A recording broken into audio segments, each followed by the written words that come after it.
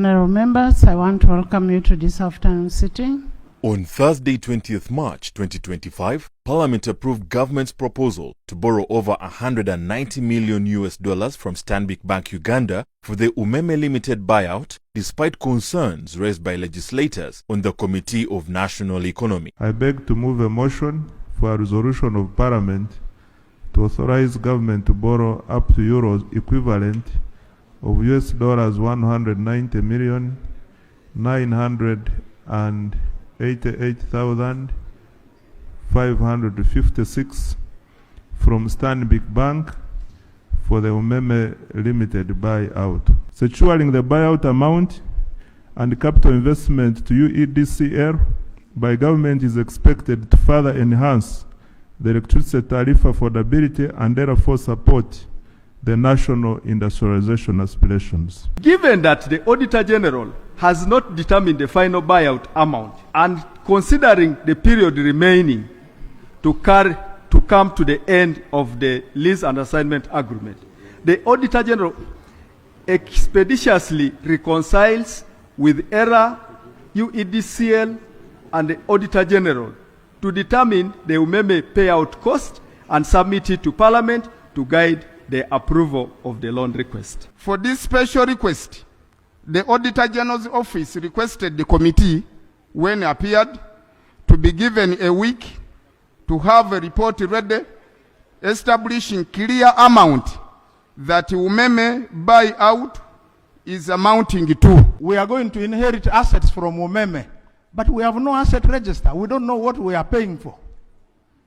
Who can answer that question affirmatively? They will answer. What is the government of Uganda paying for? And where are these assets? What are the liabilities of Umeme? Are there people they dealt with that we are supposed to pay? Do they have tax obligations? They are supposed to be environmental compliance issues that should be reported on. They are nowhere. So what if these liabilities come to government? Who shall we point to? If we fail to pay by the 31st, it will be 10% for the first 30 to 45 days, 15% 46 to 90 days, and 20% after 91 days. The anger we should direct it to the correct people. And we can fold it up. We can really fold it up. Who did what? Who sat on what? And we can take any decision to have those people account. But as far as the contracts are concerned, let us not breach the contract deliberately, knowing the consequences. I want to appeal to all of us that if we can agree to pass this amount so that we are not caught off guard in the buyout, because these are contractual.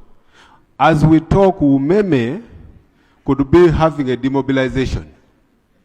So we're going to plunge the country into a crisis beyond the 30th. I want to appeal to all of us that we should be able to pass this, and whatever money submitted is beyond what is supposed to be, is something part of the loan which can be cancelled.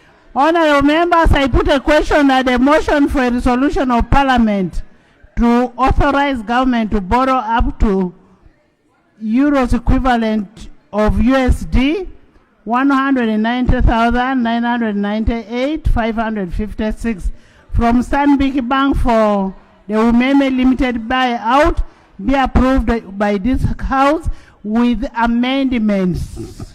With the amendments, those in favor say, and the contrary nay. The ayes have it.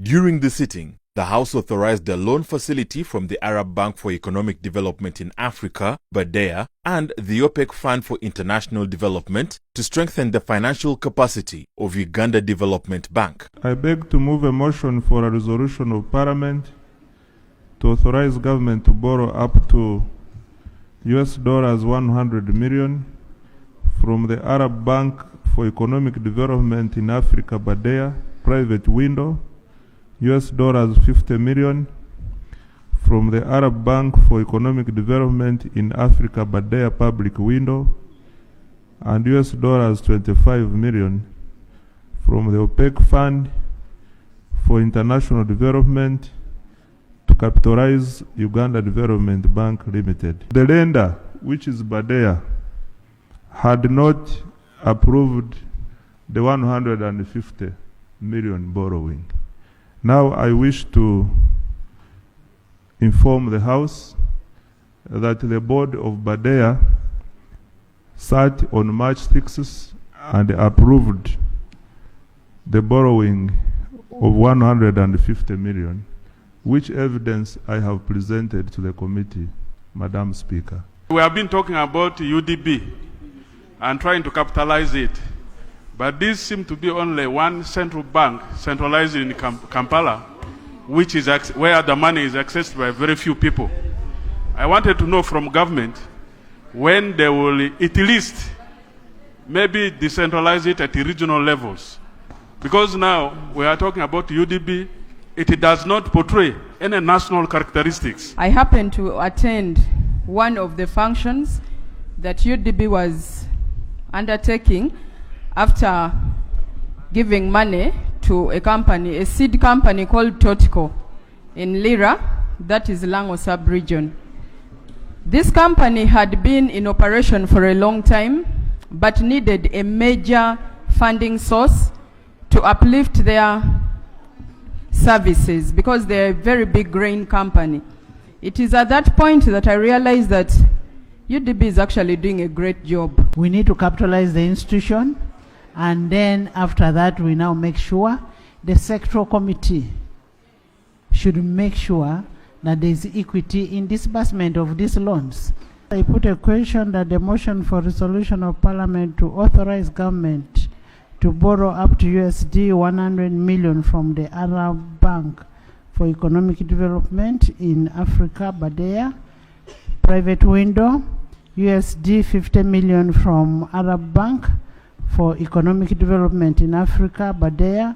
Public window, USD 25 from OPEC Fund for International Development to capitalize Uganda Development Bank, UDB, be approved by this House. Those in favor say on the contrary. The ayes have it.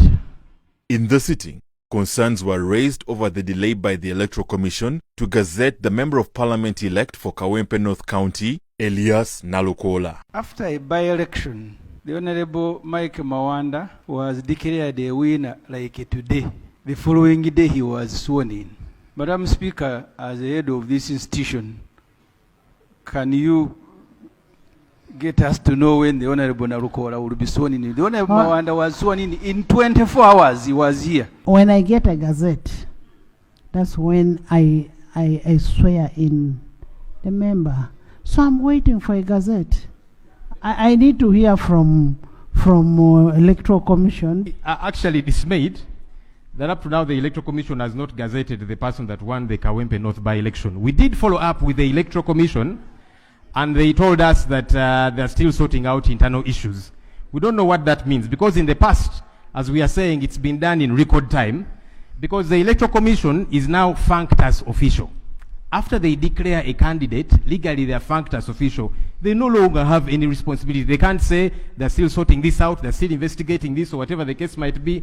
Maybe government, because government supervises the Electoral Commission, we'll follow up with can they tell us what has caused the delay? In the past, it would be done very quickly. I would therefore wish that this House, Right Honourable Speaker, puts it on record that we are increasingly getting dismayed by the conduct of the Electoral Commission in the affairs of Kawempe North by-elections. And we are disturbed that up to now, the results were declared. What is stopping the Electoral Commission from succeeding and doing its job? Then whoever is aggrieved, there is the legal redress in this country. We will wait for a gazette. It is to my best interest that I have my member in the House. It is to my best interest, because I want my member in the House, I want the constituents to be represented. So we'll wait for the gazette, and when we receive the gazette, we'll swear in the member. So, Attorney General, you'll need to make a follow-up on that. Also in the sitting, lawmakers supported the deployment of Uganda People's Defense Forces, UPDF, in South Sudan. On 10th of March 2025, in accordance with the Memorandum of Understanding on Defense Cooperation and Status of Forces Agreement, His Excellency Salva Kiir Mayardit, the President of the Republic of South Sudan, requested His Excellency Yoweri Kaguta Museveni, the President of the Republic of Uganda, for urgent military support in order to avert a potential security catastrophe in South Sudan. Following the request, His Excellency the President of the Republic of Uganda has, in accordance with Article 98(1) of the Constitution and Section 39(1)(b), 38(1)(b), and 39 of the Uganda People's Defense Forces Act, deployed the Uganda People's Defense Forces in the Republic of South Sudan in order to avert a security catastrophe in the region. Deployment of the Uganda People's Defense Forces in South Sudan has previously enabled and will continue to enable the stabilization of security, peace enforcement, protection of lives, and prevention of further escalation of conflict in the Republic of South Sudan, which is beneficial to Uganda, the region, and Africa at large.